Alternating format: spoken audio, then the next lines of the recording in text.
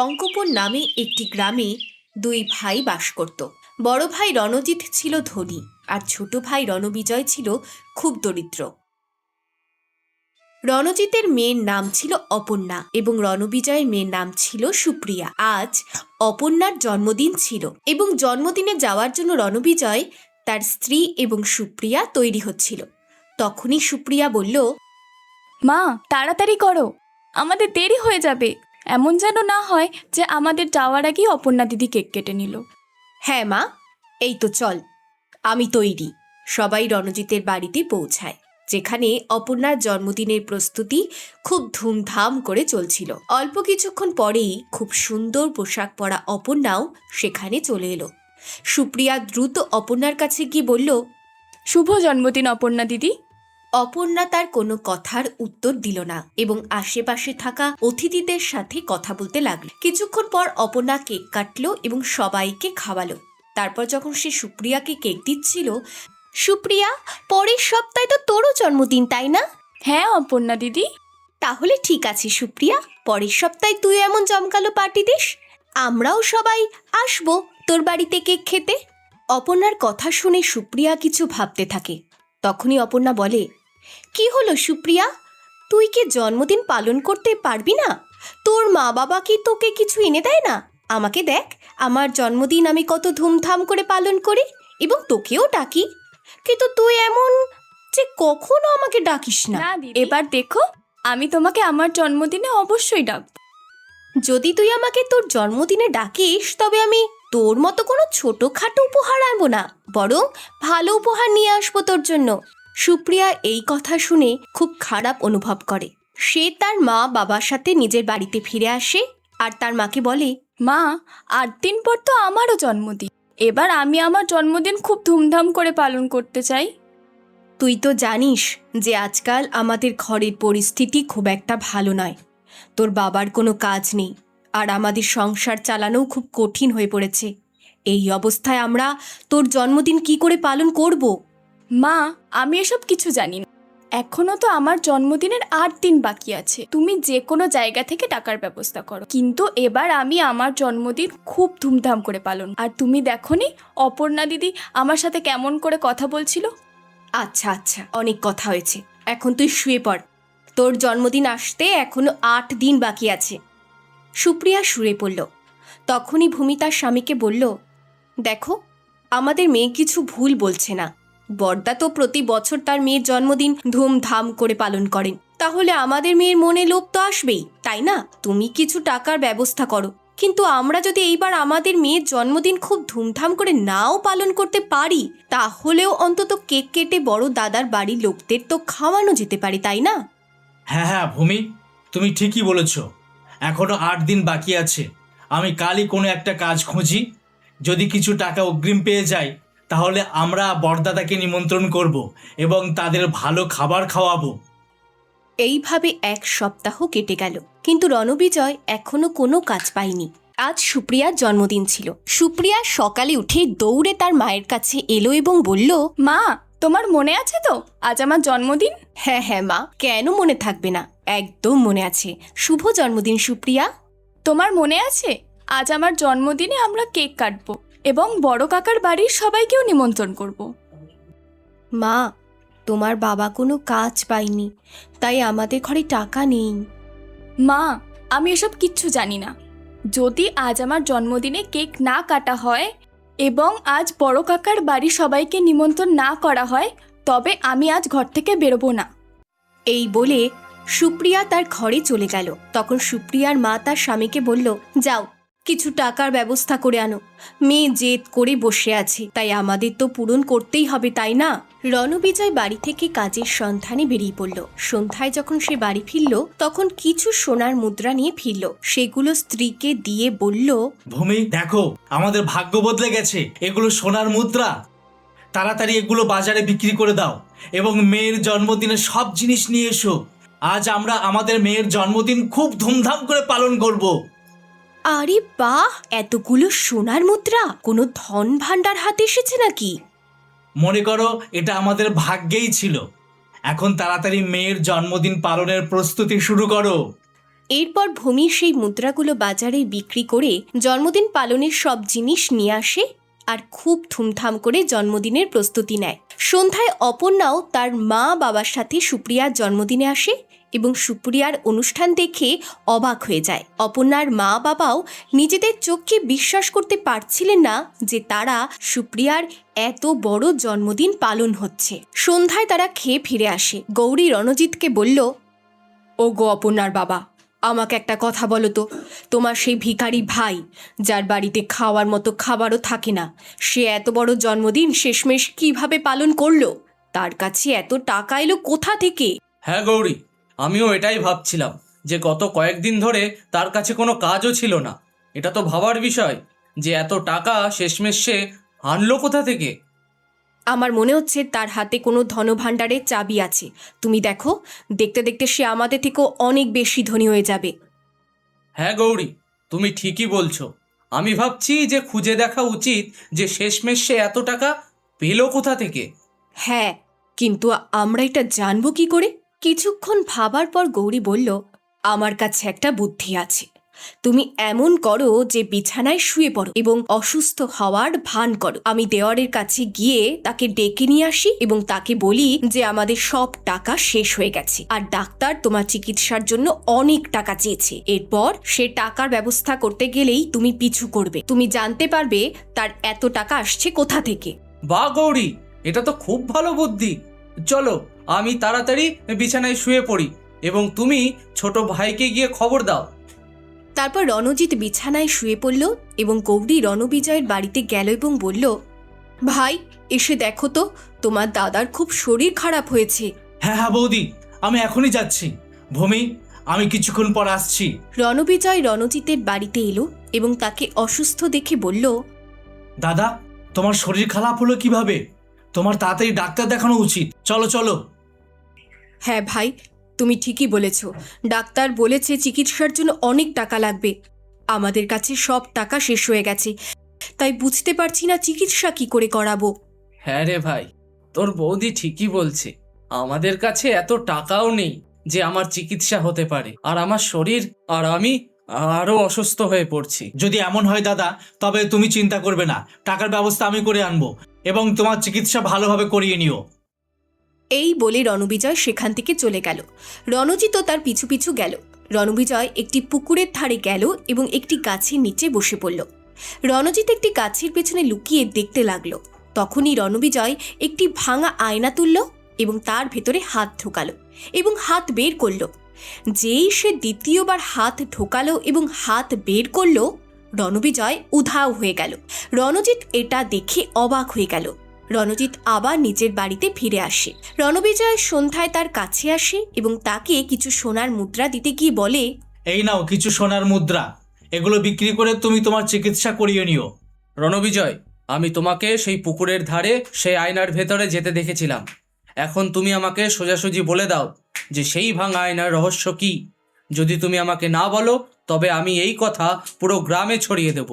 তখন তুমি সবার প্রশ্নের উত্তর দিতে গিয়ে অনেক সমস্যার মুখে পড়বে। না দাদা, তুমি এমন করবে না। আমি তোমাকে বলছি দাদা, সেদিন যখন সুপ্রিয়ার জন্মদিন ছিল, সে কেক কাটার এবং তোমাদেরকে নিমন্ত্রণ করার জন্য খুব জেদ করেছিল। তখন আমি চিন্তিত হয়ে কাজের সন্ধানে বাইরে বেরিয়ে পড়লাম।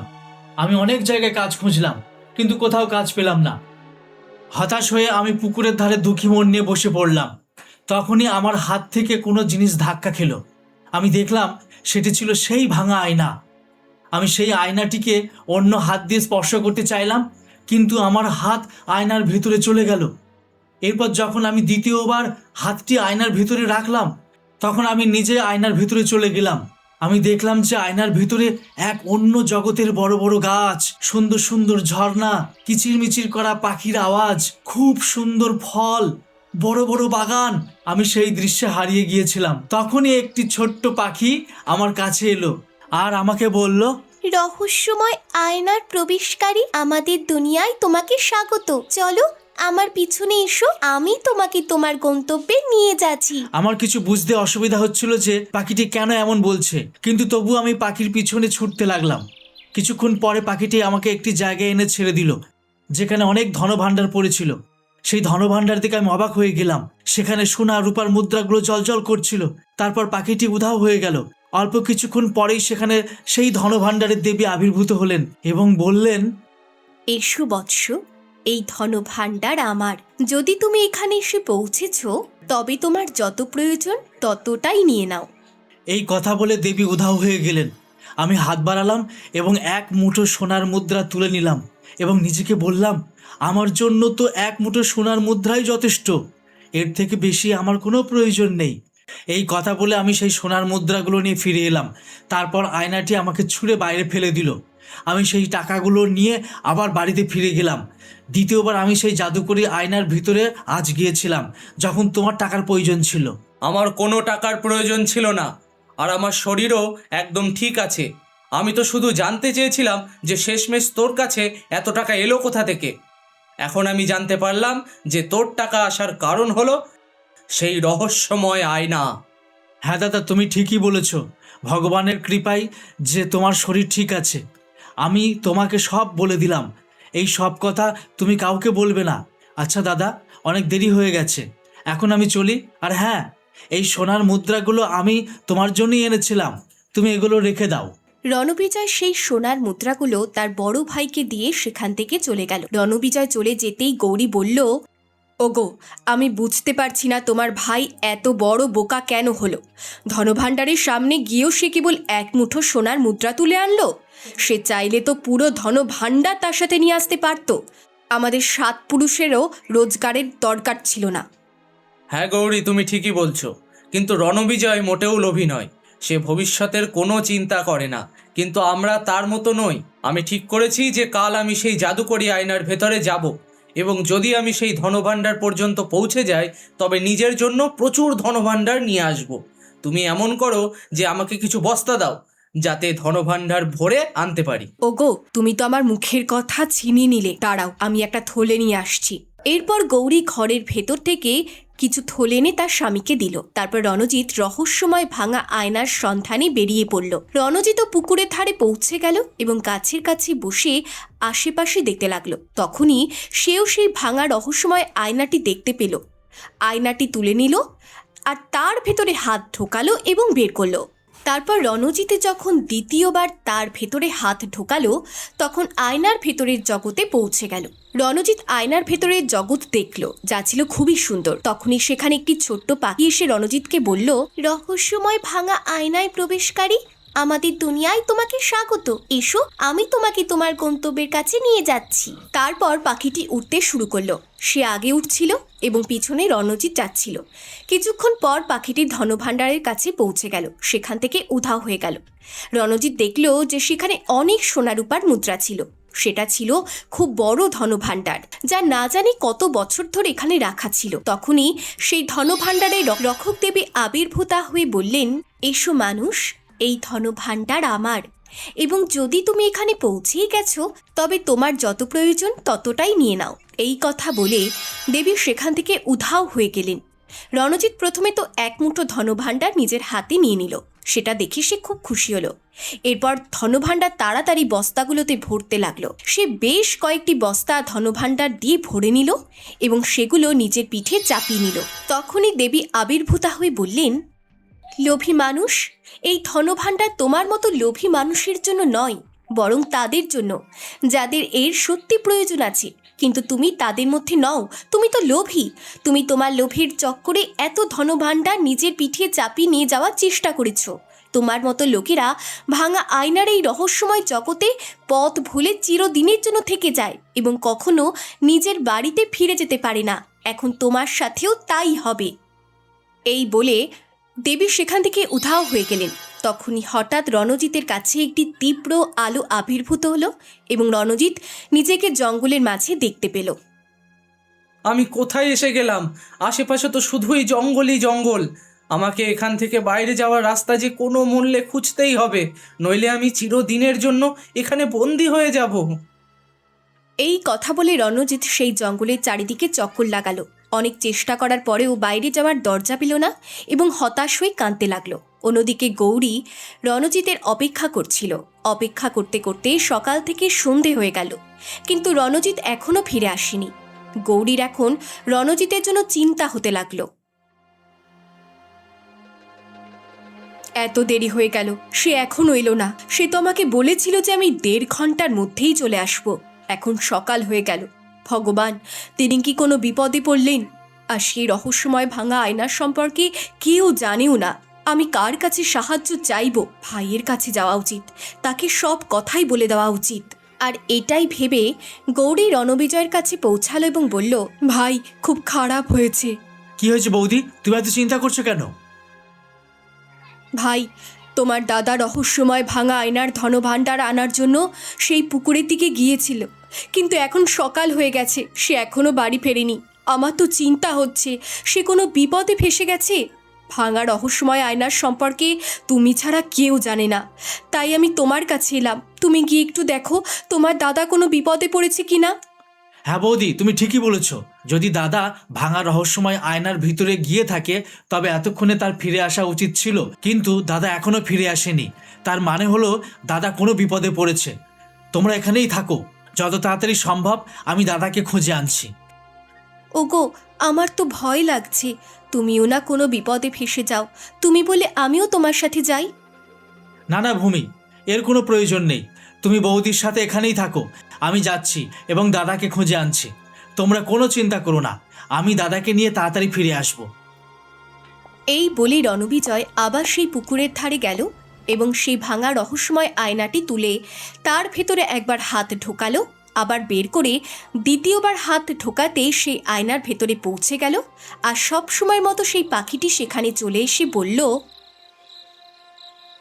ভাঙা আয়নার প্রবেশকারী, এই দুনিয়ায় তোমাকে স্বাগত। আমার সাথে এসো, আমি তোমাকে তোমার গন্তব্য পর্যন্ত নিয়ে যাচ্ছি। না ছোট্ট পাখি, এবার আমার গন্তব্য সেই ধনভাণ্ডার নয়, বরং আমি আমার বড়দাদাকে খুঁজতে এসেছি এখানে। তোমার গন্তব্য যাই হোক না কেন, তুমি সেখানেই চলে যাবে, তাই আমার পিছনে এসো। রণবিজয় সেই পাখিটির পিছনে হাঁটতে লাগলো। সবসময় মতো পাখিটি উড়ে পৌঁছে গেল, আবার উধাও হয়ে গেল। তারপরেই রক্ষক দেবী আবির্ভূতা হয়ে বললেন, এসো মানুষ, মনে হচ্ছে আবার তোমার জীবনে কিছু টাকার প্রয়োজন। ঠিক আছে মানুষ, তোমার যত প্রয়োজন এখান থেকে নিয়ে যেতে পারো। হে ধনভাণ্ডারের দেবী, আপনি ভুল বুঝেছেন।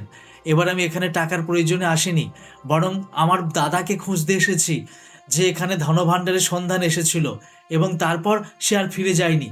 আপনি কি আমার দাদাকে দেখেছেন? সে কোথায় আছে? হে মানুষ, এখানে অনেক লোক আসে, কিন্তু যে সৎ হয় আর যার মধ্যে লোভ থাকে না, যার প্রয়োজন অনুযায়ী ধনভাণ্ডার এখান থেকে নিয়ে যায়, সে সহজেই বাইরে বেরিয়ে যায়। কিন্তু যদি কোনো ব্যক্তি লোভ করে এবং প্রয়োজনের চেয়ে বেশি ধন নিয়ে যাওয়ার চেষ্টা করে, তাহলে সেই রহস্যময় আয়নার জঙ্গলে চিরদিনের জন্য ফেসে যায়। তোমার ভাইও এখানে তার লোভের কারণে অনেক ধন নিতে এসেছিল এবং নিজের লোভের কারণেই সে এই রহস্যময় আয়নার জঙ্গলে ফেসে গেছে। এখন সে এখান থেকে কখনোই বের হতে পারবে না। মানুষ, তোমার যত ধনের প্রয়োজন তুমি ততটাই নিয়ে নাও এবং এখান থেকে চলে যাও। হে ধনভাণ্ডারের দেবী, তিনি যেমনই হন না কেন, তিনি আমার ভাই। আমি আপনার কাছে তার ভুলের জন্য ক্ষমা চাইছি। আপনি আমাকে এখান থেকে চলে যাওয়ার পরামর্শ দিয়েছেন, তার জন্য ধন্যবাদ। কিন্তু আমি আমার বড় দাদাকে ছাড়া এখান থেকে যেতে পারবো না, কারণ যদি আমি তাকে না নিয়ে যাই তবে আমি আমার বৌদিকে কি জবাব দেব? এর চেয়ে ভালো যে আমি নিজেই সেই জঙ্গলগুলিতে চিরদিনের জন্য হারিয়ে যাই, যেখানে আমার দাদা হারিয়ে গেছে। হে মানুষ, তোমার কথায় আমি খুব খুশি হলাম। তোমার মধ্যে কোনো ধরনের লোভ নেই। তোমার ভাই তো সারা জীবনের জন্য এখানে ফেসে থাকতে পারে, কিন্তু তুমি যদি সারা জীবন এই আয়নার বাইরে না আসো তবে এটা তোমার সাথে অন্যায় হবে। আমি অন্যায় হতে দিতে পারি না, তাই আমি তোমাকে তোমার ভাইয়ের খোঁজ বলে দিচ্ছি। তোমার বাঁ হাতে কিছুক্ষণ হাঁটার পর তুমি একটি ঘন জঙ্গল দেখতে পাবে। সেই জঙ্গলের মধ্যেই তোমাকে তোমার ভাইকে খুঁজতে হবে। যখন তুমি তোমার ভাইকে খুঁজে পাবে, তখন তুমি যখন খুশি এই আয়না থেকে বাইরে বের হয়ে যেতে পারবে। আপনাকে অনেক ধন্যবাদ দেবী, আমি আপনার এই কৃতজ্ঞতা জীবনে ভুলব না। তথাস্তু। এই কথা বলে দেবী সেখান থেকে উধাও হয়ে যান এবং রণবিজয় তার ভাইকে খোঁজার জন্য জঙ্গলের দিকে চলতে শুরু করে। হাঁটতে হাঁটতে অনেক সময় চলে যায়। আর রণবিজয় ঘন জঙ্গলের মাঝে পৌঁছে যায়। তখনই সে নিজেকে বলে, দেবী আমাকে এটাই বলেছিলেন যে ঘন জঙ্গলের মধ্যে আমার দাদা কোথাও না কোথাও আছে। এখন আমি তাকে কোথায় খুঁজবো? হ্যাঁ, ওই দিকটাই দেখি। এরপর রণবিজয় তার ভাইকে জঙ্গলের চারিদিকে খুঁজতে থাকে। অনেক খোঁজার পর সে তার দাদাকে একটি গাছের নিচে বসে কাঁদতে দেখতে পায়। রণবিজয় তাকে দেখে খুব খুশি হয় এবং দৌড়ে তার কাছে যায় এবং বলে, দাদা, আমি এসে গেছি। রণজিৎ যেই রণবিজয়কে দেখে তার খুশির ঠিকানা থাকে না, আর সে বলে, আমার ভাই, তুই এসেছিস।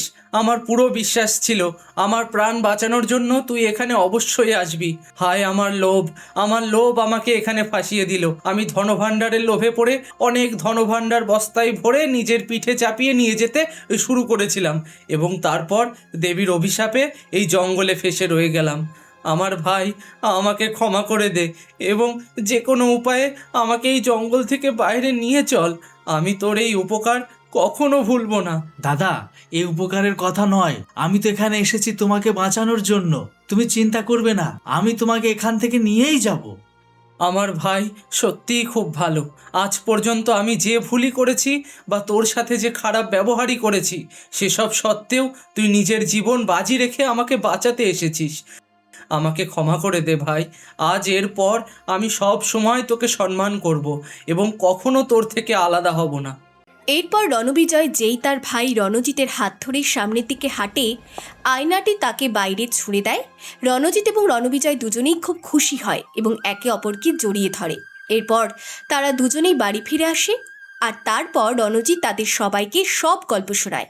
এই কথা শুনে রণজিতের স্ত্রী গৌরী বলে, তুমি ঠিকই বলো যে লোভে আর কি বা রাখা আছে। আমাদেরও ভাইয়ের কাছ থেকে কিছু শেখা উচিত। ভাই, এদের সাথে তুমি আমাকেও ক্ষমা করে দিও, কারণ তিনি যা কিছু করেছেন তাতে আমিও অংশীদার ছিলাম। আজকের পর আমি কখনো লোভ করব না, আর তোমাদের সবার সাথে মিলেমিশেই থাকবো। এই শুনে সবাই খুব খুশি হয় এবং তারপর তারা একসাথে মিলেমিশে থাকতে শুরু করে।